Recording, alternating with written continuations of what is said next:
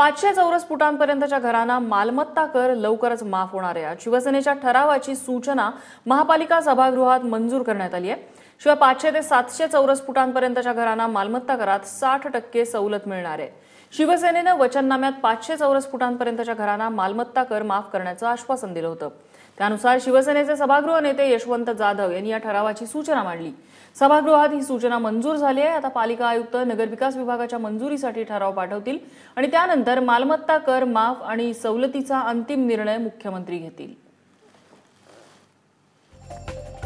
आणि ही 500 चौरस फुटांची घरं किती आहेत आणि कर सवलत मिळाल्यास पालिकेवर कसा बोजा पडेल?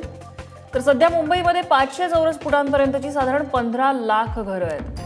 गेल्या वर्षी 4900 कोटींची मालमत्ता कर वसुली त्यांच्यातून झालेली होती।